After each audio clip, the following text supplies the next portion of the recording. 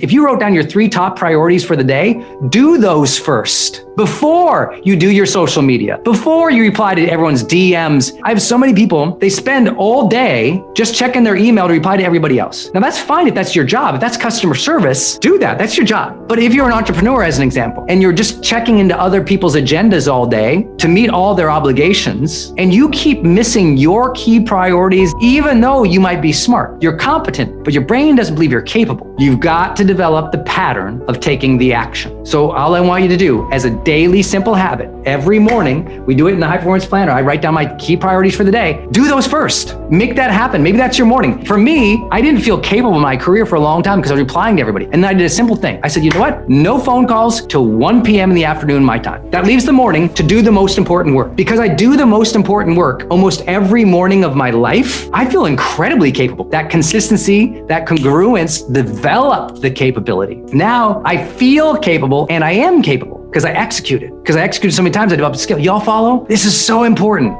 Need motivation? Watch the top 10 of Believe Nation because I love it. Hey, it's Evan Carmichael, and I make these videos because you are probably the most ambitious person in your circle, but you know you're capable of more, and you get that push by surrounding yourself with the best. So today, let's learn from one of the best, Brendon Burchard, and my take on his top 10 rules of success. Enjoy. Rule number 2, accept who you are. If you don't have self-acceptance, clearly you don't have authentic self-confidence. If you don't have self-acceptance, clearly you won't have an authentic sense of happiness because you don't even like yourself. So what do we do about this when I'm coaching others? Well, first, after I've tried to understand where that's coming from, that solution-driven part of coaching is about realizing there's things we all do to gain greater self-acceptance. Your self wants to realize itself, right? We all want to reach a fuller, higher standard of our potential, right? We all want that. I've never met a person in my life who didn't want to realize a higher level of potential for themselves or their family or their teams or their work. And I know some of you are like, no, you don't know my kid. He's 42 and he's still on the couch. I don't have a judgment for that. What I have to say about that is this. That person does too. It's built in the human spirit. We all want to grow. We all want to be happy. Sometimes we get discouraged from that enough that we lie to ourselves and say, we don't want it, or worse, we don't deserve it. Many people don't have self-acceptance because they don't believe they deserve it. They think that they did something wrong. They had other people judge them.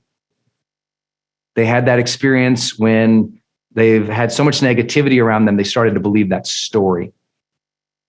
And so what I share with you about self-acceptance, it's one of the reasons I'm a very big proponent of coaching or of therapy. A lot of self-acceptance is actually socially gained. You know, there's a reason that the psychology department tends to be in the same building as a sociology department because they go hand in hand. We are social animals. A lot of your acceptance of yourself actually has nothing to do with self-acceptance. Your acceptance of yourself came from how people treated you before. It was socially gained and constrained. You started to believe that you were at a certain level based on how other people around you treated you. Isn't it true? And one way to gain greater self-acceptance is to take that self part and say, oh, I'm going to do the work on me right now. I'm going to take some time to work on myself again. And I am going to lessen the noise of the negative people around me and get around positive people who amplify the noise of positivity. It doesn't mean get around yes persons. It means get around yes spirited persons, people who are supportive and encouraging of you. You probably have one positive friend. Talk to them more often. Hang out with them more often. Lean on them more. I think that's critical because the easiest way to develop often the self is in our social environment. Getting other more positive, healthy people around us tends to lift all boats. The other thing to think about with the acceptance part is to learn to be in the moment in such a way that you can forgive the things that you did in the past. Rule number 3, don't take things personally. Calmness comes from not taking things so personally. Not taking things so personally. How critical is this, guys? We have become a Twitter nation. We've become a culture that completely takes things super personal, escalates them into, very aggressive language, high levels of accusation and assumptions. We just immediately go from, a simple incident igniting a fury of cancellation and aggravation. And I really believe it's because you, if you are consuming a lot of social media, are being conditioned how many times per day? Every time you do this. Every time you do this on social media, every single scroll, every single swipe is a judgment. Your brain is being taught, okay, is this relevant or not? Judgment. Do I like it or not? Like literally, do I press like it or not? Judgment. Is it worth actually giving this a heart? Judgment. Every single swipe, every single scroll is an automatic training of the brain to be judgmental. Why do we have a culture that takes things more personally and is more judgmental against other people? Because our culture has been trained by the tens of millions of times that we have swiped and scrolled through things to either hit that like or love button or not. And it has created a speed of judgment in our lives against others and about how we perceive ourselves. And so we have a culture that now takes things, everything is so personal because everything is judged at a heightened degree, binary, good or bad, like or dislike. And it's poisoning us. It's killing us. And so I think it's really important.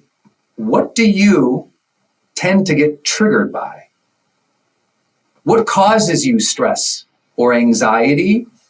And if you could look at it, a lot of it is what you feel are personal attacks, where suddenly you feel very defensive. And that defensiveness leads to stress and anxiousness because you feel like you have to defend yourself against other people. Maybe your husband says some accusation, or maybe someone says something on social media and you're like, was that a dig at me? And all of a sudden it's like, was that against me? And a lot of people all day long, they're carrying that. They're defensive all day long. And that's why they're stressed, right? Imagine if a warrior is standing at the gates of the palace and every person that walks by, they see as an immediate stressor, as an immediate threat. They're keyed up all day. They're stressed. They're anxious all day, right? Acid is just churning in their stomach. These thoughts of what if these horrible things happen in their brain. That's what it feels like for many people as they go throughout the day, because they're so worried that their personal feelings are going to get hurt, or that their personal reputation is going to be destroyed, or that they're having to be in a place of defense.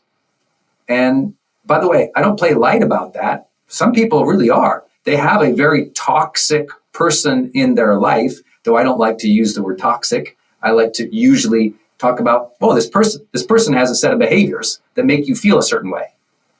And those set of behaviors, sometimes we don't want to be around them anymore. We have to minimize ourselves in being around them. But almost everybody I know takes things too personally. They get so worked up. Everything is an affront against them. Oh, you criticize my work? Well, your work sucks.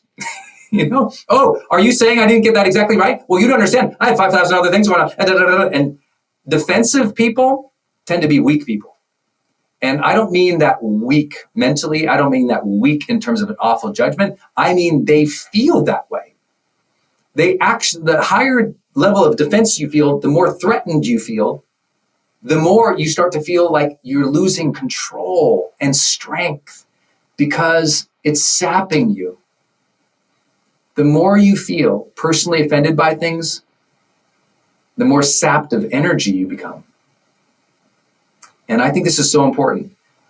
If you take personal offense to everything, if you're so precious with feedback, where every piece of feedback you get all worked up about and upset about, or everything your friend says about your house or your clothes or your hair or your makeup or your weight or your kids. Instead of judging so fast about what someone said about you and how you're going to feel about it, I would love for you to lengthen the timeline of judgment.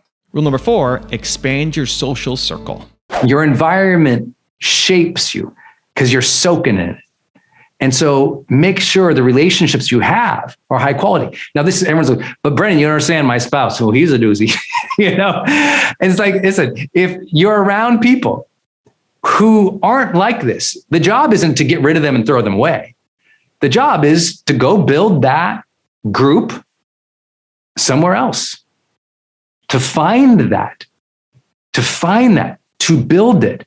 If you didn't get it, right, and you didn't just luckily fall into a group. I didn't have that. I grew up in a town that had been economically depressed for a century.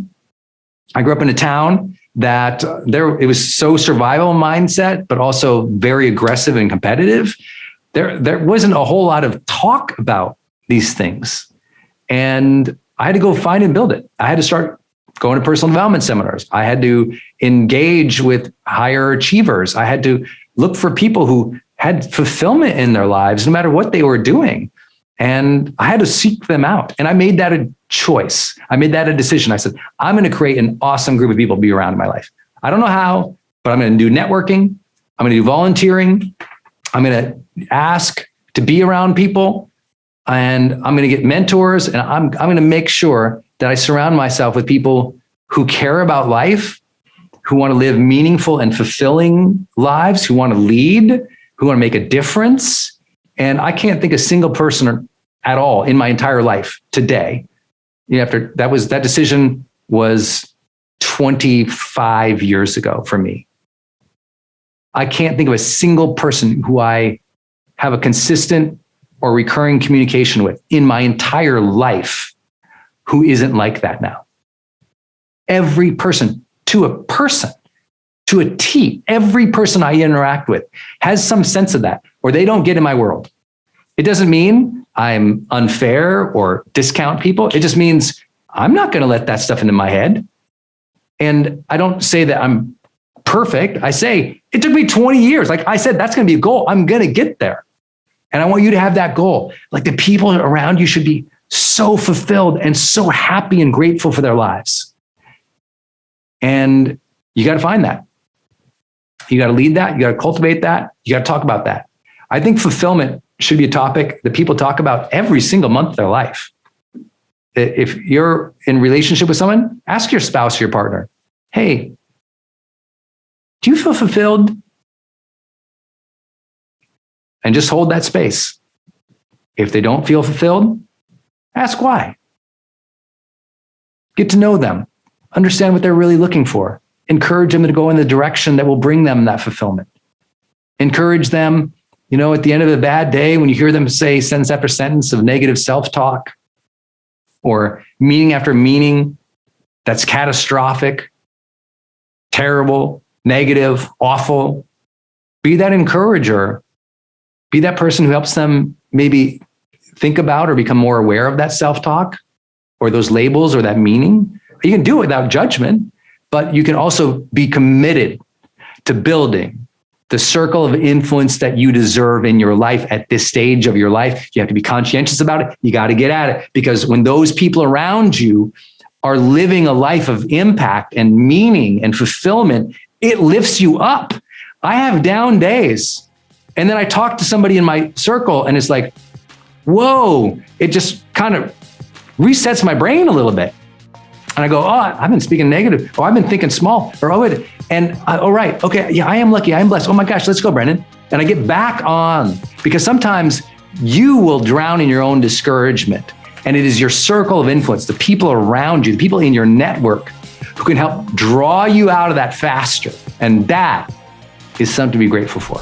Also, to make sure you're actually taking action after watching this video, I've designed a special free worksheet just for this video. The worksheet will highlight all of the lessons learned in this video, as well as pull out our 3 favorite learnings and quotes that will inspire you to actually do something. The worksheet will also give you space to write down what your key takeaways are and your specific plan of action to make sure you're getting results. If you want the worksheet designed specifically for this video, absolutely for free, there's a link in the description below. Go click on it and start building the momentum in your life and your business. I'll see you there.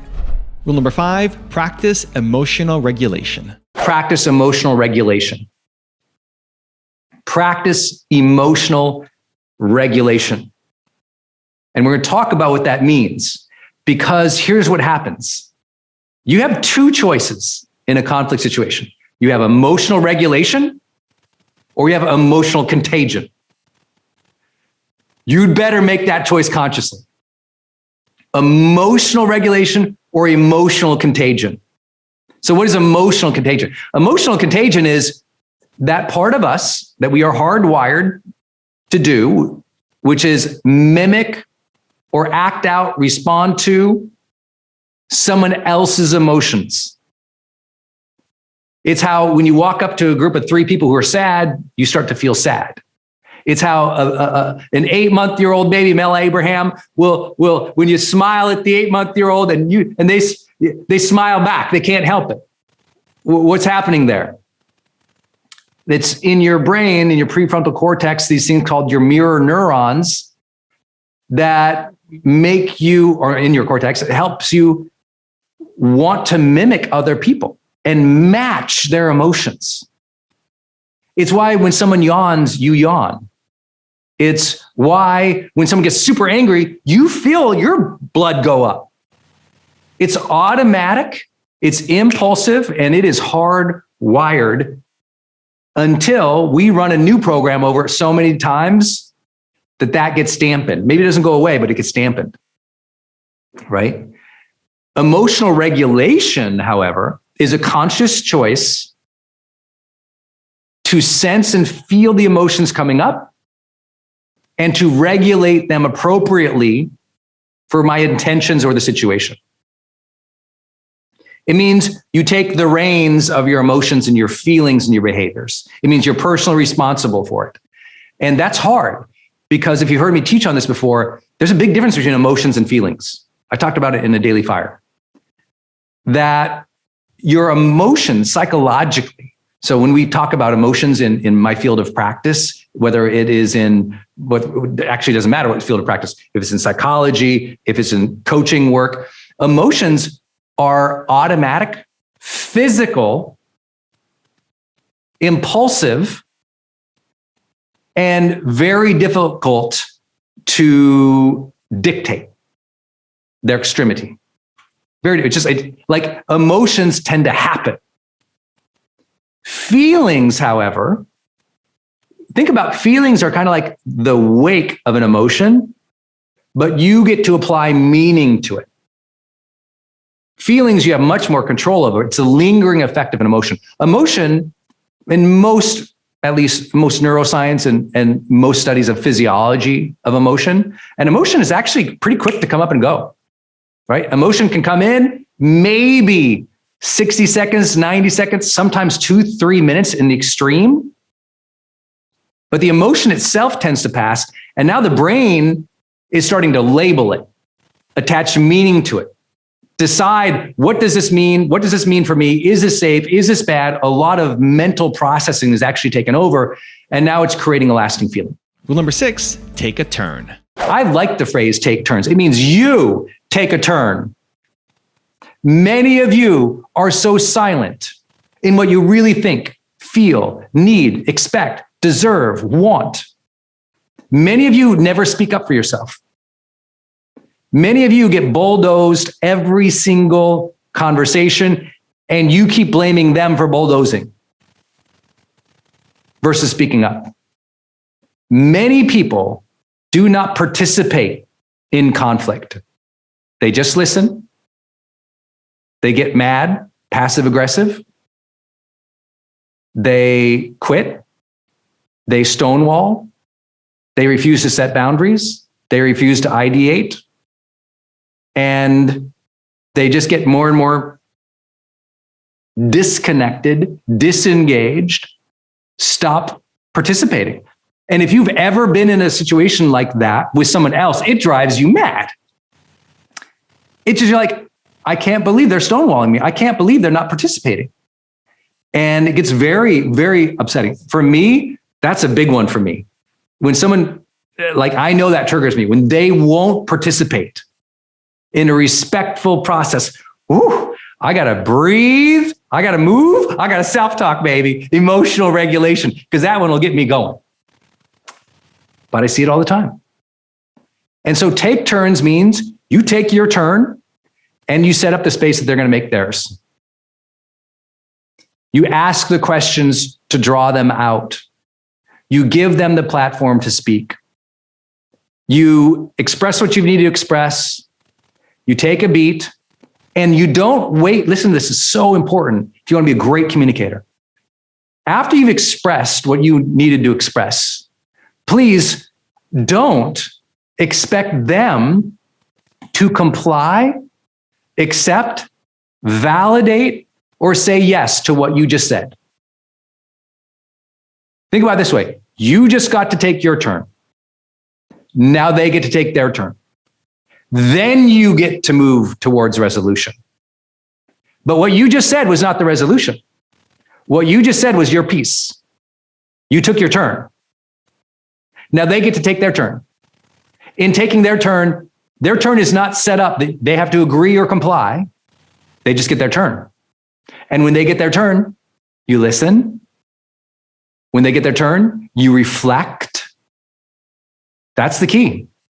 Most people, when you take your turn, you expect compliance.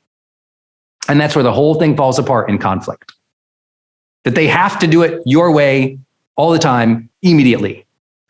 Oh man, that sucks. And I know you've been there before, but the reality is most people think they've been there before, but don't realize they've put others there before too. And we have to take ownership of that. Again, this is not Brendon Burchard being perfect to you. I've done this a million times accidentally. I mean, I don't know how many conversations I've had where I feel like I've made a great argument and they should just go, yes. And then they don't. And I'm like, how can you not agree with that? And then I argue with them and it devolves from there instead of builds from there because I didn't make sure they took their turn. Now that I have vented or I've expressed, now they get an equal part to share back. And when they share back, even if they didn't agree with me yet, and I just want them to say, yes, I've got to go, okay, Brendon, fine. Feelings, interests, needs, expectations, listen for those, reflect those back. Because if they feel heard right now, then we can move to resolution. So key. Taking turns. Please do me a favor. Make sure you take your turn. Rule number 7, be real and authentic. Our job in our relationships is to create real, authentic, caring interactions. Real, authentic, caring. Write it down. Real, authentic, caring. Real means that we are being who we really are in that relationship, right? We are being real with that person. We're speaking our real thoughts, feelings, dreams, desires, needs. We understand and hear their real thoughts, feelings, desires, needs, and dreams. We validate it, we appreciate it, we are acknowledging it.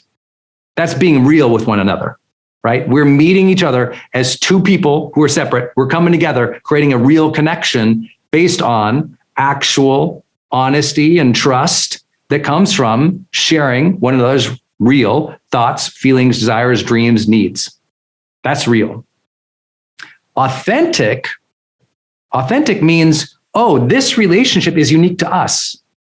So often we're taught in the modern world, authenticity is about us because we all think of authenticity now as like social media. Am I showing up real in my social media? But in real life, in family dynamics or sociology, authenticity is about the relationship. It's I am authentic with myself in relationship with my sister. We have an authentic relationship, and my relationship with my mom is different. We have an authentic relationship. An authentic relationship with my mother means different things than an authentic relationship with my sister, as an example, right? Each person, you have a team. If you treat each person on the team exactly the same because you're always authentic, That's not an authentic relationship. An authentic relationship is that relationship with them is real and unique to them. It's authentic with that person. That's what we're talking about here. We've got to be able to have, on top of this realness or this authenticity, this the sense of that there's a depth or an intimacy in that relationship. Depth would be like, oh, I know things about this person. Intimacy could mean the same thing, but it means there's a depth there that can be physical as well. But I think depth or intimacy in sharing with one another is really important. I think most people don't have fulfilling relationships because they don't have deep relationships. They're always talking about surface things. They're talking about what's on TV. They're talking about the weather. They're talking about what's in the media. They're talking about comparison to other people, but they never talk about the meaning of life. I would say you barely know a person until you've talked about the meaning of life with someone.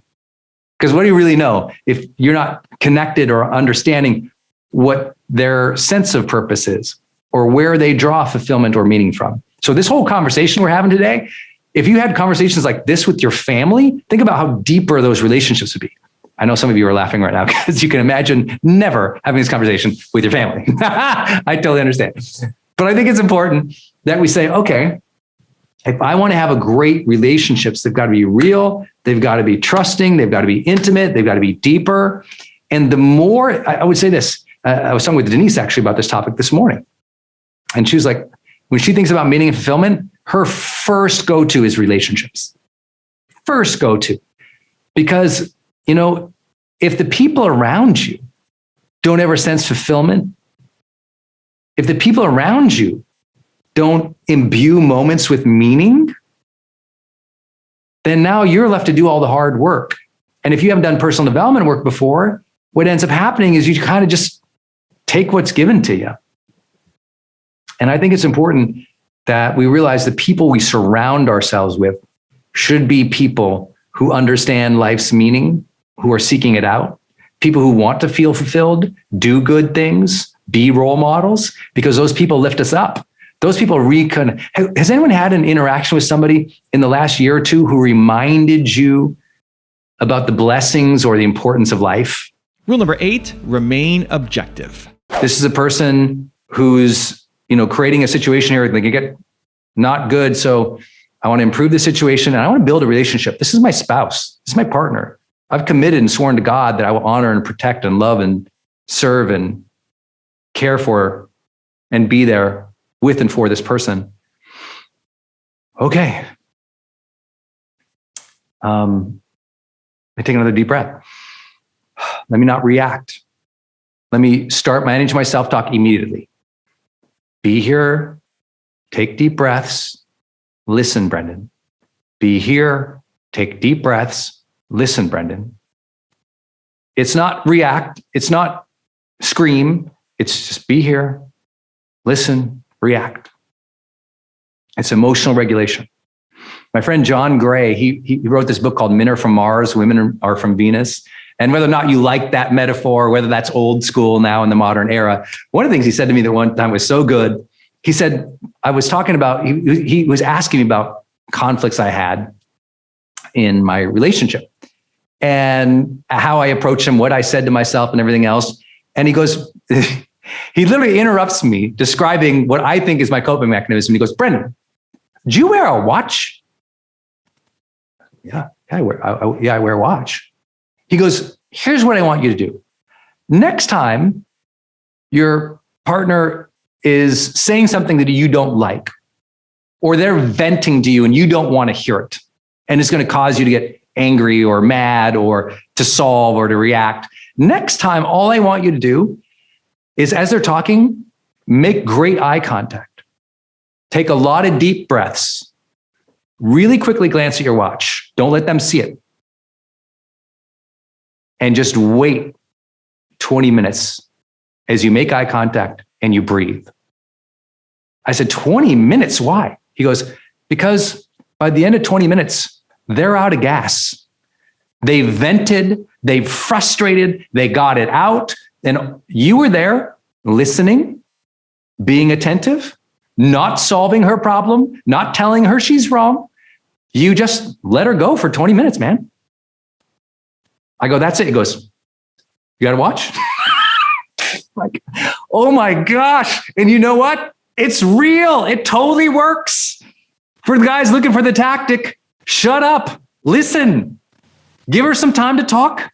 This works in almost every relationship, every conflict situation. The other person really needs to vent and talk it out. And if you can understand they're coming from a place where they are triggered or traumatized, where they're defensive, did you know the more people tend to talk, and if a person just sits there with them, the more they talk it out, the more they actually calm themselves down, right? Therapists will know this, right? You just sit and listen sometimes, right? Very rarely with another person who's holding a good space there, will someone keep ramping it up.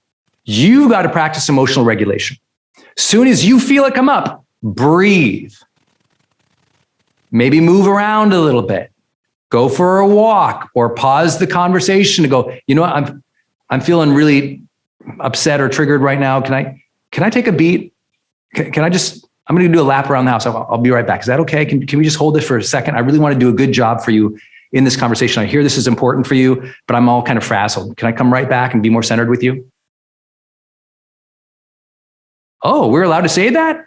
Yeah. Oh, okay. You go around, take a deep breath. Now you come back centered, more calm. You breathed, you moved, and remember the self-talk. Remember the self-talk. The self-talk is what generates the feeling after the emotion passes. So what are we saying to ourselves? What are we stating? What are the thoughts going through our head? Being thoughtful about that. Mine, again, I already told you, improve the situation, build the relationship. Improve the situation, build the relationship. Rule number 9, allow yourself to transform. I don't know if you've picked up on it yet, but the world is turning a new chapter. You should too. I don't know if you picked up on it, but this is a time of ripe transition and transformation. Allow that for yourself. Yeah, maybe you screwed up last year in the business. Maybe you screwed up 4 years ago. Maybe you did something that you feel like was unforgivable. In this moment, right here, in your heart of hearts, in the universe, you got a clean slate. And it is time to start adjusting from who you were to who you desire to become. You need to get off the guilt train and on the becoming train. That old story, that chapter closed. The new story is a bunch of blank pages. A lot of self-acceptance happens in the orientation towards the future, having something to look forward to, deciding to become somebody or something that you will be proud of versus sitting there and going, I'm terrible because of last year, that year, like ruminating on the old stories versus building the new one. What are we going to do? When you feel like you're trapped in a negative route, it's often because you are replaying past old stories versus building the new one. It's a new chapter time. Can I get an amen on a weekday with anybody? It's like it is a new chapter time. It is a get on the becoming train. It is a, like our self-acceptance is revitalized when you say, oh, I'm remaking myself. This time I will be intentional. This time I will do it with supportive people. This time I will be disciplined and practiced about it. And all of a sudden you start feeling better about yourself. You want to feel bad about yourself? Ruminate on all the old bad things that happened to you and all the old bad things you did before. This is why it's so critical to do personal development work, because it always leans you towards the future, right? It always helps you to go, oh, wait, I just got some blank slates here. I got some new chapters here. I got some ways to revitalize myself. And soon as yourself, right, soon as your mind acknowledges that you are building again, something changes. A new energy comes from within. And all of a sudden, the next thing can happen. You can be congruent with that vision of yourself. You cast a new vision of yourself and you take the habits, you do the practices that help you be congruent with becoming that self. And all of a sudden, with greater congruence towards a future self, your confidence comes back up. It's the easiest way to shift somebody out of that old mentality or those old feelings or that low self-esteem into a higher gear. It's about, oh, okay, I can acknowledge and I can appreciate and I can accept that the life that I've lived has happened. I can accept that everything's not perfect. I can accept I'm not perfect and neither are they. But I can also accept that right now in this moment, I can have hope. I can accept that right now in this moment, I can write some new ideas down. I can accept right now in this moment that tomorrow I can start changing my mindset to be happy, even if my circumstances aren't yet there. I was a happy, exuberant, enthusiastic, loving person at a time where I was constantly in physically fights. I was broke and I had almost no hope for a future that would become what my life became like. And yet I decided, okay, I need to start living into the vision of who I can become and who I feel called to become. Because who I feel called to become isn't this person laying in bed feeling bad about himself all day. Even though I had plenty of reasons to feel bad about myself. I will never say to you, you don't have any reasons to feel bad about yourself. I love spiritual teachers who can teach that. I can't do it, but I love when they do. What I might suggest is like, hey, let's just accept ourselves. I can accept that you did bad things in the past. I can also accept that maybe you'll choose today to shift gears and to start that forward lean to building the future character of who you can really become.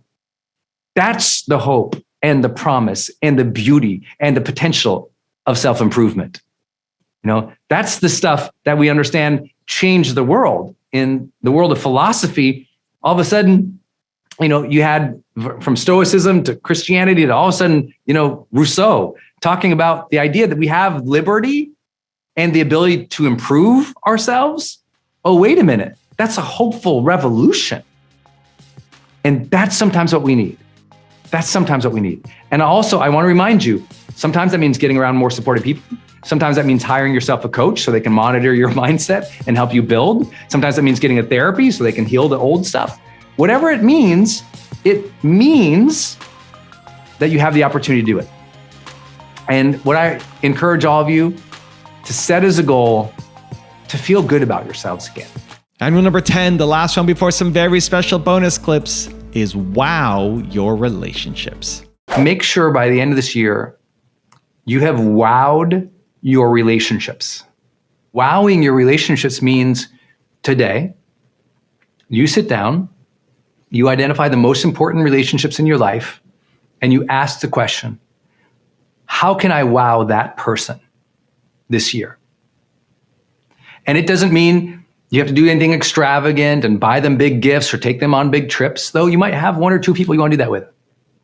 It just means, usually, here's what wows people: appreciation, a written card, some encouraging audio texts, a nice email, more frequent phone calls.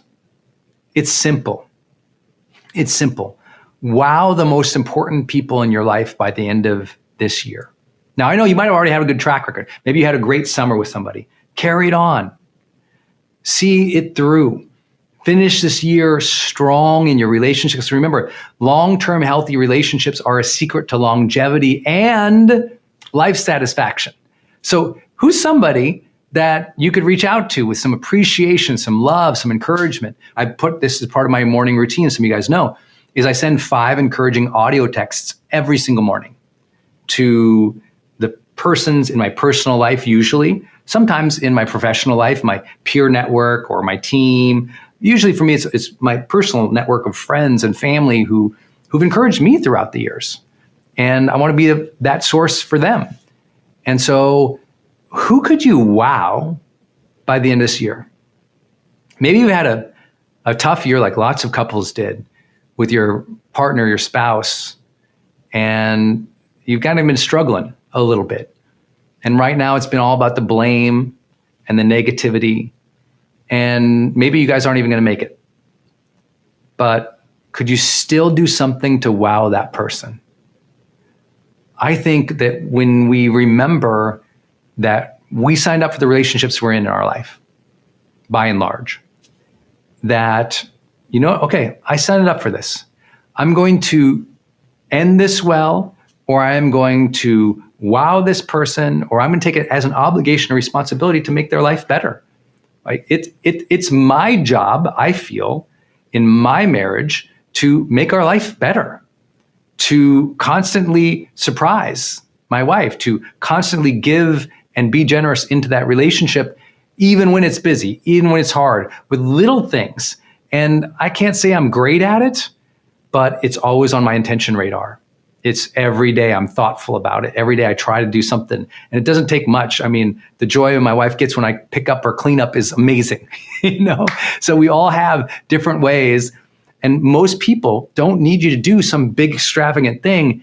It's the things that they need. It's, their love language. It's their priority, their preference. Even if you don't like it, even if that's not the meal you want to eat, make them that meal that day, maybe. Maybe you've had a hard time and you could hold it against them. Maybe today you let it go and you approach them with open arms and an open spirit to try to repair. You have to learn to practice presence. Practice presence. Being here fully in the moment, alive, vibrant, or at least attentive. Right? Snapping your brain out of that reactive, go with the flow mode to and being here. That oldest advice in all of personal development about presence and awareness, about being with the flow, about being in the moment. Every spiritual tradition has taught it as being central to human happiness and connection. This has been stolen from us because of this. I really believe I'm stunned when I hang out with people that they can't be present for 3 minutes without wanting to scroll through something. I mean, they can't be, even 4 or 5 minutes, they can't do it anymore because they have trained themselves with millions of swipes to be not present. And I believe that meaning and fulfillment, they become too fleeting when we haven't learned to be really present. And I think that's important. Learning to be really fully present and pulling that from ourselves. There's plenty of times, if you saw my schedule, you're like, how do you get present? I'm like, I've trained myself. Otherwise, I can just be pulled in the next thing. There's always a million things going on around me, and I have to learn to just zoom right in and be here with you. You have to teach yourself to do that too. Because the more days that blur by, the less sense of meaning or fulfillment you have. You can be busy, but the days don't blur by, right? I'm incredibly busy. I'm actually, this last 2 years, I can't believe how busy we got. But during that time, present. Forcing myself each day to get present so I can recognize and appreciate those little moments. So I can create the connection with other people. So that I can sense that spiritual aliveness of being here now versus hoping one day to arrive to something. And that practice of cultivating presence, I would say, and I know people don't like when I use this phrase, but demanding presence. I demand of myself to be present. Because I know when I'm not, I'm like, Brendon, get present. Okay. So I might bounce in place, take 10 deep breaths just to reset my brain and my body. Whew. And that 10 deep, maybe you do it right now with me. Just stand up wherever you're at, bounce in place a little bit, take 10 deep breaths. Recenter yourself to the moment and keep going. And that way you can observe life. Many people, they'll work their whole career, then they'll retire, and then they'll retire, and they'll finally be like, oh, wow, look at the color of the trees. This is amazing. Wow, life looks pretty good. And they didn't even see it for 5-6 years. They missed all of it. Even though they were amidst all of it, they just missed it. You have to teach yourself to be with it, to be here. Meaning and fulfillment is so much, as much as we can define it and have a destiny mindset, we can feel it. Like I do it for if I have a great dinner with Denise, like things go great. We just have a nice conversation. I'll walk away and I might be like putting things away and just literally think in my mind, what a blessing. God, I made it. Thank you so much for this blessing to be here with my wife. What a great day. What an amazing moment we just had. You know what? Years later, I'm going to cherish that dinner. Simple as that. It's what we say to ourselves in the minute and after the minute that really defines how we feel over the long term. Isn't it true? I mean, the little moments, if you can celebrate them, be there for them, give thanks for them. I believe the more you give thanks for the moments in your life, the more meaning you find. The more you give thanks for the moments in your life, the more you feel fulfilled. Even if you feel years away, even if the next big thing is out there, it's okay. Right now, you're feeling it. That's what presence is. It's about feeling the day more. You hear me teach this now for 20 years. It's like you have to learn to feel life. If we don't feel it, then what's it about? And you're not just going to suddenly one day feel it, because you drank a bunch of coffee. Maybe you are, but you're gonna imagine me on caffeine. One day you're going to teach yourself to feel the day and feel the moments more. You're going to observe more. You're going to breathe more. You're going to have more intention. And as you learn to feel the day, when someone says, hey, do you feel fulfilled about your life? You're like, I do. Because you are filling life with presence. When you fill life with presence, you feel fulfilled. It takes an active participation on your point. You're not just going to show up one day and feel fulfilled. You have to fill the day with those senses of gratitude and meaning and really, I would say, connection. If you don't do that, I promise the days just blur by. And the more they blur by, the more you just stack on everybody else's reactions, needs, desires, drives, distractions, their meaning. And one day you show up and you're really just a bag of everyone else's intentions and needs and drives and labels and meanings. And in that place, you're not autonomous. In that place, you don't get to experience that individual sense of meaning and fulfillment we've talked about from the very beginning because you didn't take the time to define it consistently enough. Time to go out and volunteer. My very favorite way to change someone's life is to turn them into a volunteer. I don't care what they volunteer for, but go volunteer. It will change everything. Because who does volunteering? Purposeful humans, So it's my favorite way to improve your social life. If you're not around purposeful people, volunteer. You'll meet more purposeful people, more intentional people, more present people, more appreciative people. But also, if you are struggling in any of your relationships, please watch the relationship trainings or courses in Growth Day, because they've found that just one negative or hurtful relationship in your life can dramatically decrease your sense of purpose in life, your overall sense of purpose by one person.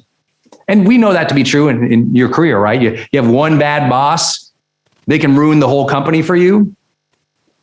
Well, that's true in our personal lives too. One negative, hurtful person consistently in your life tends to decrease your sense of purpose in life by 3 points out of 10. So meaning, let's say on a scale of 0 to 10, you feel life is purposeful and you're really connected to it. 10, you feel totally purposeful, totally connected. 0, you have none. Let's say you're at level 7. Having one negative or hurtful person recurring in your life takes that 7 down to a 4. That's why that saying, don't suffer fools, is a good one. If you got somebody who's negative or hurtful, it's time to do the relationship work to either improve that situation with that person, help them get assistance or help or coaching, or exit that situation. If you can't do any of those, then you got to find a tribe or a community over here that you build up that meets those needs. And I think that's important because sometimes people say, well, Brendon, my mother, she's terrible and I hate having her around. I'm like, okay, well, you can't necessarily replace your mama. Maybe you can limit time there, but sometimes people can't. They're caregiving, as an example. I'm like, okay, well then outside that house, we've got to develop the relationships that provide you with that sense where it's lacking there in that particular relationship. And so I think that's really, really important. Just try. And what I mean by try is try with other people again. I watch people talk at lunch. They're not really trying to be engaged. They're not really there. And it's great that they're comfortable with themselves, but they're going through the motions. And very few things ever happen amazing when two people are just going through the motions. Because our default going through the motions, unless it's imbued by like challenge or presence or vibrancy, usually our default is homeostasis of just like, yeah. And that is not very attractive, okay? That is not something that gets people's attention. What gets people's attention is when you put an effort to listen to them, to be with them, to be present with them, to change the energy between the two of you, for you to spark something. Stop waiting for good energy to come into your life and start generating great energy, and you'll feel the difference. Try with your energy again, right? Really pay attention to people. Be present with them. They'll feel that you're trying and they'll appreciate it. I'm not saying faking, right? So if it's not authentic and real, don't do it. But you must try more often to show up as your best self into conversations and to try and pull out the best of others. I think the most sexy thing in a person ever is someone who's trying to pull out the best energy from you, right? Whether they're trying to pull out the flirtation of you or pull out the joy of you or the gratitude of you or that positive range of emotions from you, that's pretty sexy. So try to bring out the best of others. I think it's really important to stay in your job in a relationship. And I don't mean by your employment, right? You can quit your job, but don't quit the relationship. But what's your job in a relationship? It's to love. And it's so easy to forget that because we get mad at somebody and they didn't run the task or empty the garbage or take out the dishes. Wait, I think I got that backwards. But they forgot something and we get mad at them and we forget our job there is to love. And if you're really going to choose love over choosing your past, or you're going to choose love over fear or hurt or pain, or choose love over being, right, then you're gonna start to find something switches in that relationship, and it's a good thing. See, most people aren't choosing love, they're choosing fear. Most people aren't choosing love, they're choosing hurt. And because of that, over and over and over again, that simple choice in the relationship, they're not approaching the relationship with the intention of love. Right? If you can approach your relationship with the intention of love to say, look, I'm just gonna keep bringing joy and love and acceptance and compassion and empathy and vibrancy and sensuality to this relationship, and you're always doing that more often than you're bringing the negative stuff, that relationship will suddenly start to turn positive. It will get easier as you change your intentions to be more geared towards love. That's your job. Stay in your job in the relationship, to love this person, to make their day, to surprise them, to care for them. Stop asking so much what you're getting from the relationship and how they've done you all wrong, and start asking, what have you been doing right? What have you been doing to add value, love, energy, vibrancy, sensuality to their life? What have you been doing to love them? Ask the question, how can you deliver more love to your partner and to the world? And you might start to experience what we call the charged life. Your life matters. My life matters. Those people you hate out on the internet, their life matters. What happens is we get so myopic into our own world of, okay, is the little thing I'm doing today, does that matter?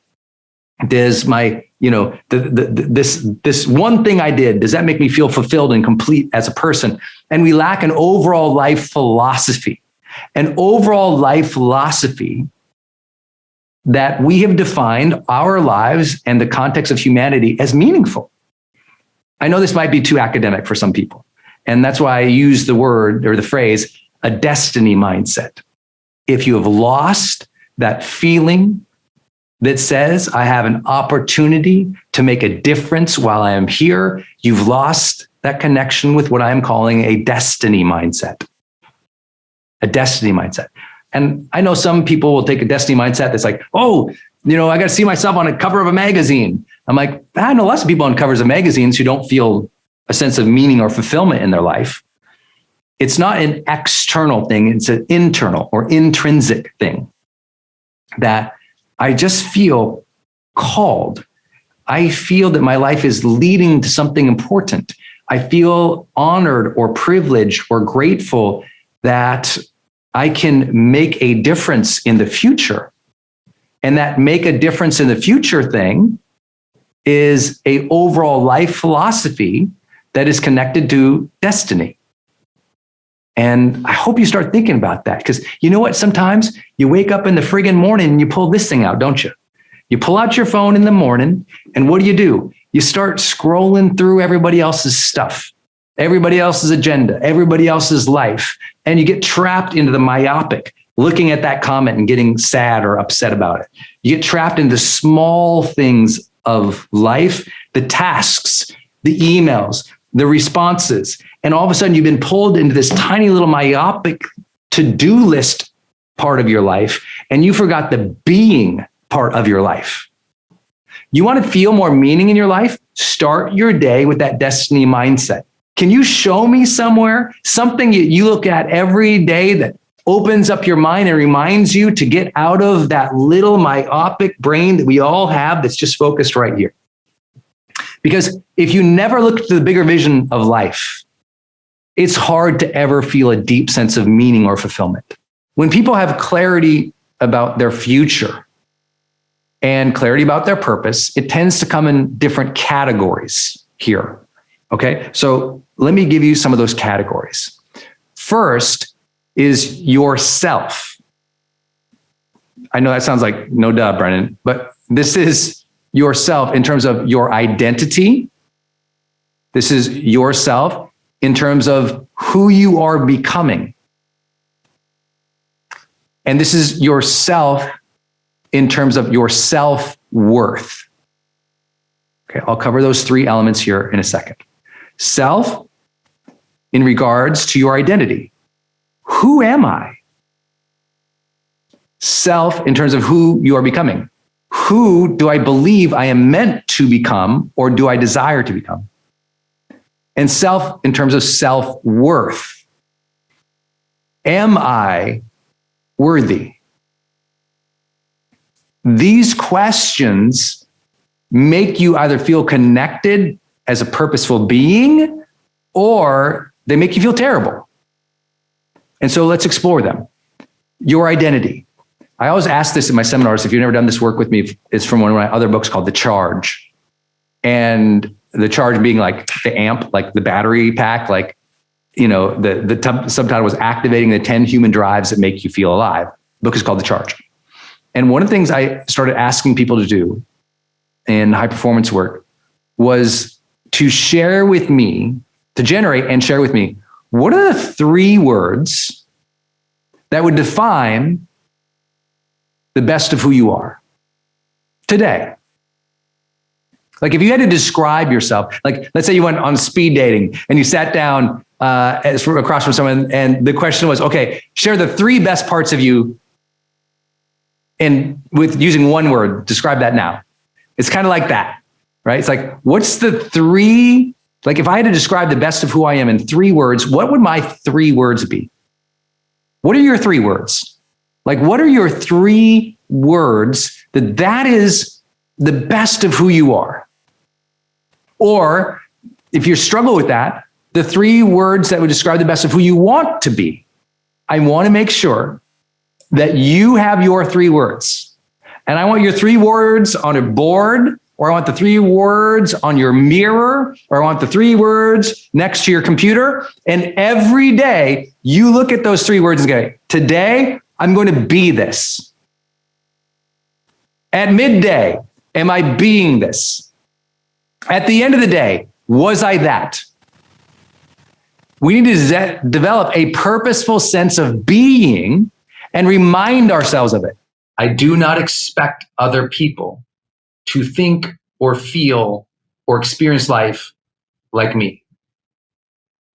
It just isn't there. I don't think my team members should think like me or are like me.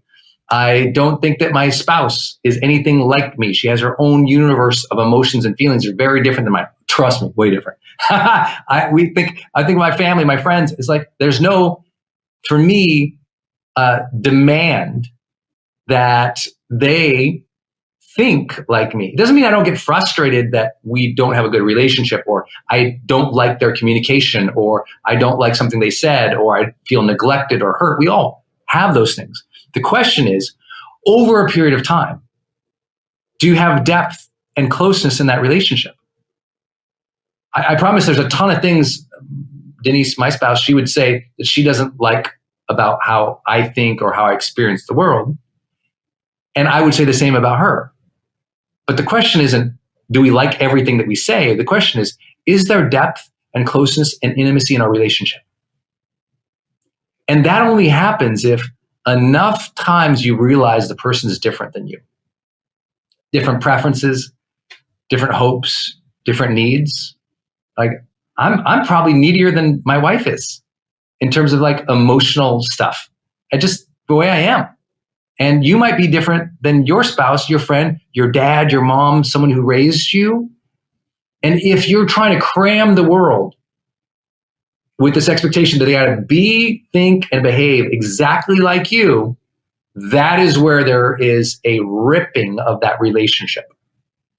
You got to let other people have their own life. And the more you try to control their life, the more misery you have. A lot of mental health is letting other people live their life, not trying to control everything. You know what mental illness is? When you feel like you must control everything. What do you find meaning in?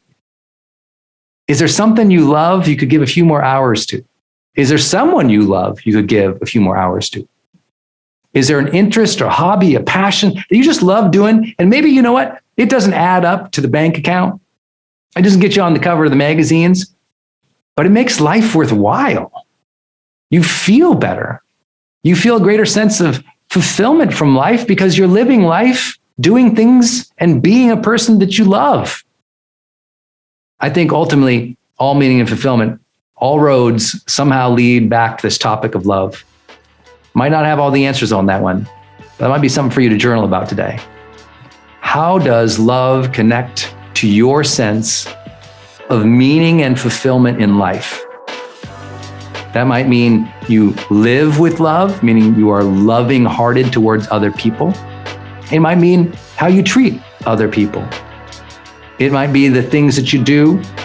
It might be your life philosophy. However you define it, I promise you, my friends, love, that's the answer somewhere. Our social realm is incredibly purposeful.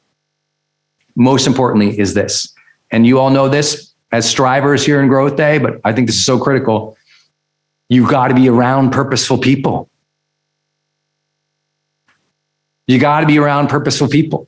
If you feel like the people around you aren't as purposeful as they should, send them to growthday.com. It's like maybe they need a little training. A lot of people need training on this topic. Just like my friend I told you about, the woman I was coaching, who she'd never been trained to ask the question, what would make her feel fulfilled? Most people have never been trained on purpose either. But getting around, striving, giving, generous, kind, compassionate, high-performing people will completely make you feel different about life. I think about my friendships and the people in my life. They got a lot of purpose.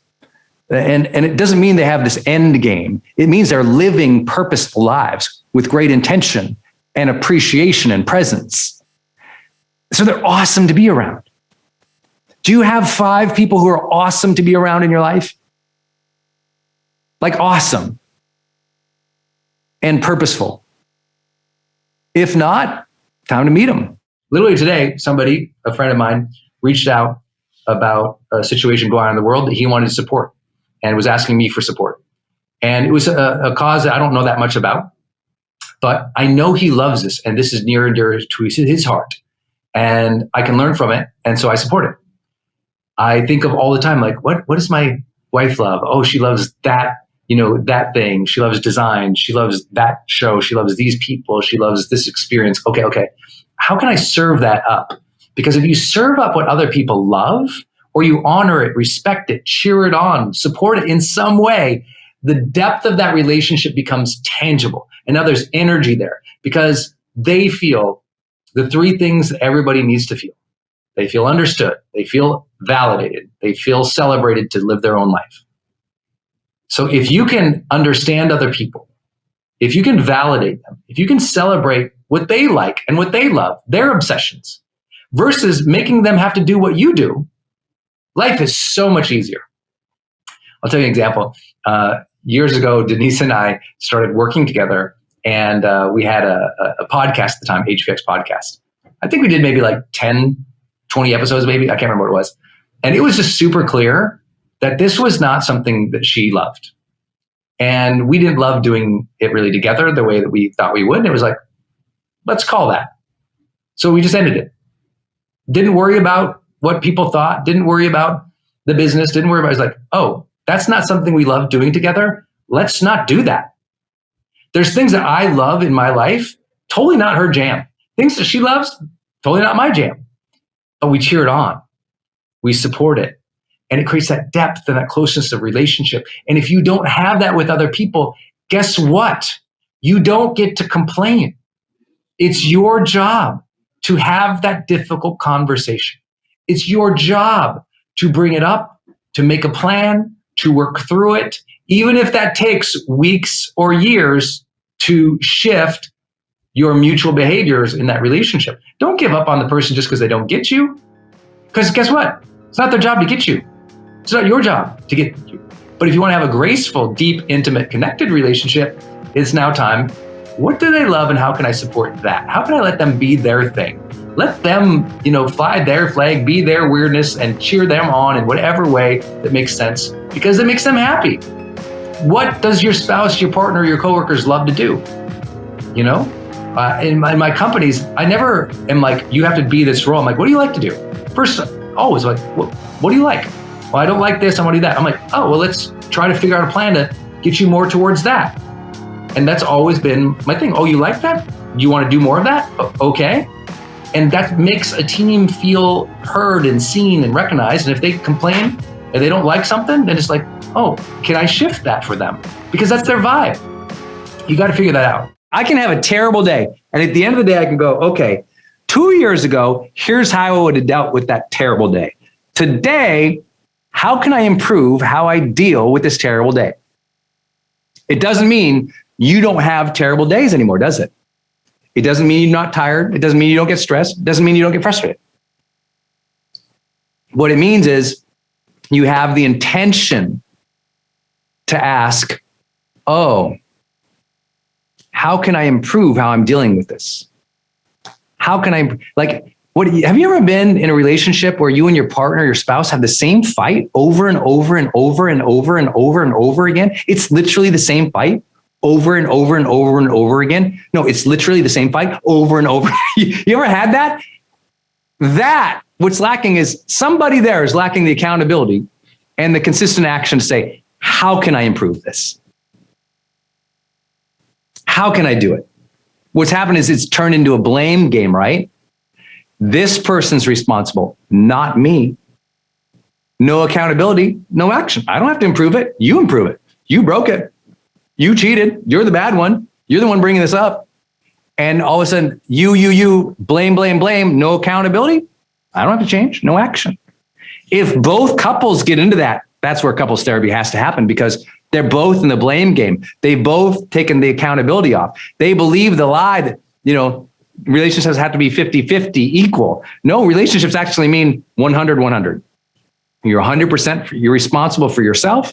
I'm 100% responsible for myself. And it takes 100% to keep improving this thing and making it better year over year. I think that's what people forget. It's not like huge dramatic shifts always need to happen. What has to happen for most people to change? Awareness, acceptance, and accountability. And then just small, consistent actions to improve, right? It's like, that can be so tactical and tangible. I think of my career as a coach, I just try to get better every session. It doesn't mean I'm always actually better every session. It's my intention. I'm going to get better. Every session with this client will get better. Sometimes it feels like it goes 2 steps back.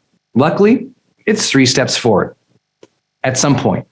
And so I don't pretend that every day is a bright, shiny, happy place. I just pretend that every day it's possible to improve my reaction, to improve my energy, to improve how I treat this person, to improve how I stay congruent, right? It is that constant desire, that constant intention to have purposeful living. And no one has purposeful intention or purposeful living and decides, I don't want to improve today. You can accept yourself and still want to improve today, right? The Dalai Lama can be fully accepting of himself, but he can also want to improve his meditative practice, right? We all have that impulse to grow, improve, develop mastery. Personal growth and purpose is something to be cultivated on a very regular basis. Otherwise, you lose touch with it. Just like most people say, I lost my motivation. I go, you didn't lose your motivation. You lost the practice of paying attention to the things that matter to you and using your mind to rev you up for those things. That's all. You started going through the motions, and so you lost the motivation. You can still do the same thing, but instead of just going through it unconsciously, bring conscious intention. By bringing purposeful being to a thing, it changes. Well, as you learn to make being a purposeful being happen on a more regular basis, I promise you can shift. And that's the hopeful message for today. I know sometimes you watch something like this, you're not in a good mood. You don't feel good. There's been a travesty. Something's going on in the world you don't like. And your day is just kind of like all over the place. But that's why we're here. It's like constantly doing the work. I would love for you to all type this in either your journal or the chat or the comments right now. I love constantly doing the work. Actually, write it down. I love constantly doing work. You have to teach yourself. I love constantly doing the work. I get in an argument with my wife. I'm like, ooh, I love constantly doing the work. Like, you have to keep generating the ambition and the engagement and enjoyment of doing the personal development work. I walk out of a conflict or an argument with somebody and I have to go recenter myself. I'm like, okay, Brendon, chance to learn, buddy. What do you got to learn? How can next time be better? How do I really want to show up? How can I repair this? How can we improve the situation next time?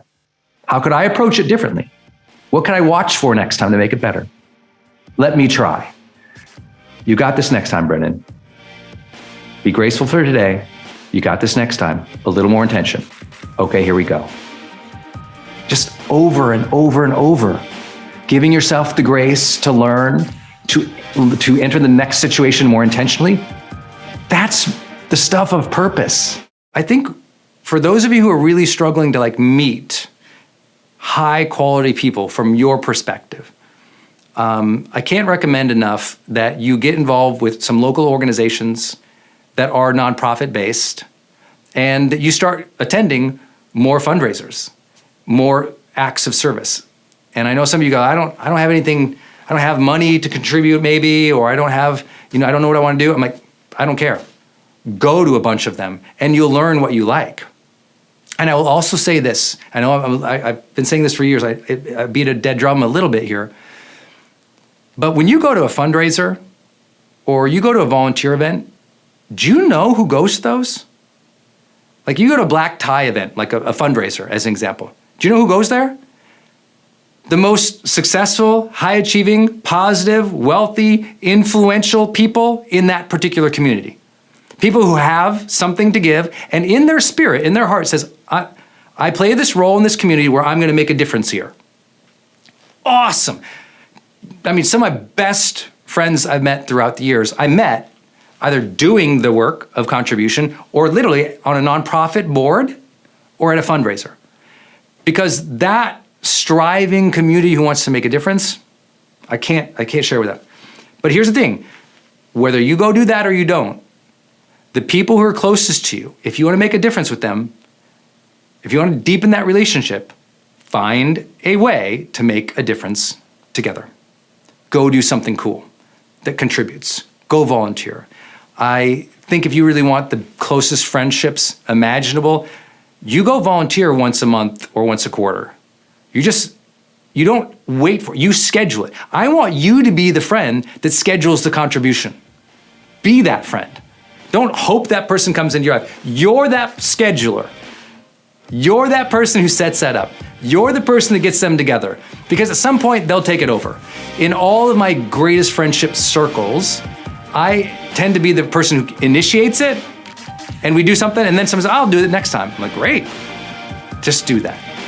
Acts of contribution together. Do you know who feel incredible meaning in their lives? People who cherish their life. Cherish it. Truly cherish their life. And if you feel like I'm speaking philosophically to you, I'm not. I've had both the blessing and the very real difficulties of being with a lot of people at the end of their life. And many of you know I've volunteered in hospice. I've been with my own father as he passed away in our home. And I can share with you that it's not until too late that many people finally start cherishing their life, really owning and appreciating different parts of their life. And if you can remember to do that, I think something magical happens.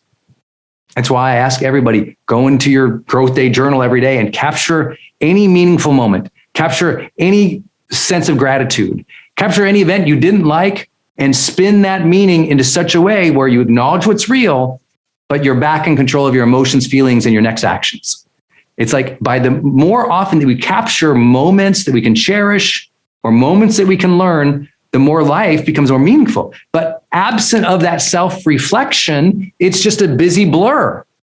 That's why journaling has proven over and over and over in psychology, including mental health practices and yes, therapy, to dramatically shift people's thoughts and feelings and life satisfaction over the long term. You want to feel more meaning and fulfillment in your life? Think about life more. Read some philosophy. Read some great biographies of people who did great things. Expand your vision. And as soon as you expand your vision, there's a different sense of, I would say, emotion and motion in life. Expand that vision again. Open up that ambition again.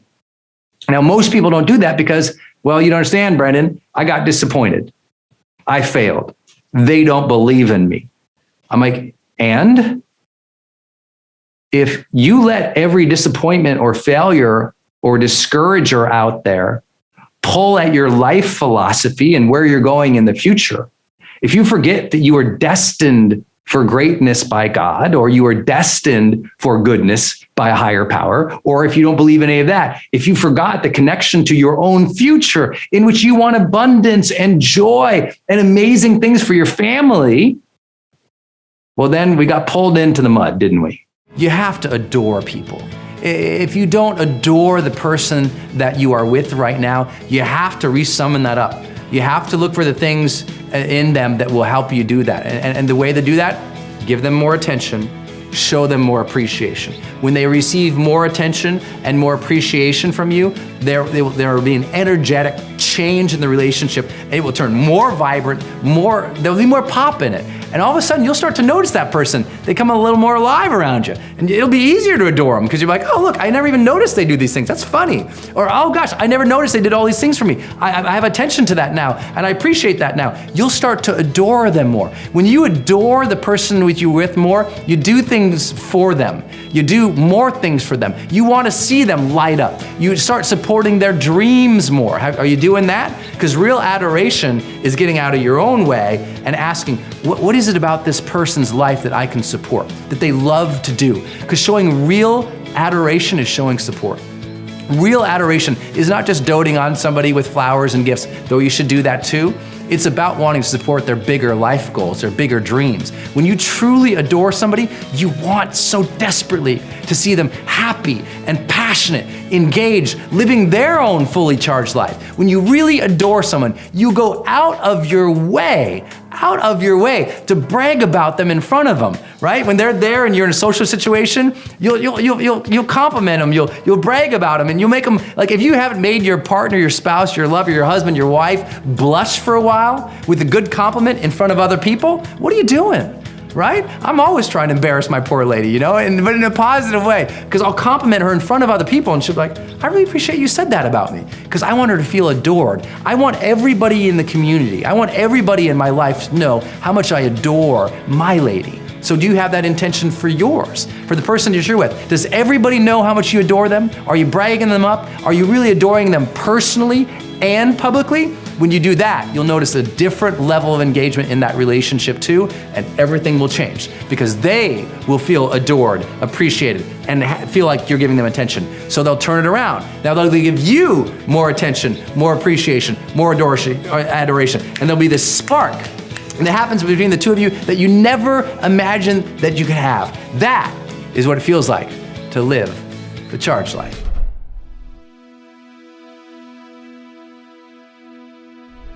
Because you made it this far in a video, I want to celebrate you. Most people start and don't finish. Most people never actually follow through. Most people say they want something, but they don't ever do the work to actually get it. But you are different. You are special. Believe Nation, you made it here all the way to the end, and I love you. So as a special celebration, if you put a hashtag believe down in the comments below on this video, I will showcase you and celebrate you somewhere on the screen in a future video because you are awesome. If you want even more Brendon Burchard, check out the video right there next to me. I think you'll love it. Continue to believe, and I'll see you there. Double down on your goodness. You want to have an exceptional and incredible 2020? You want to find purpose this year? Double down on your goodness. Adopt the role model mindset and say, how can I be a role model?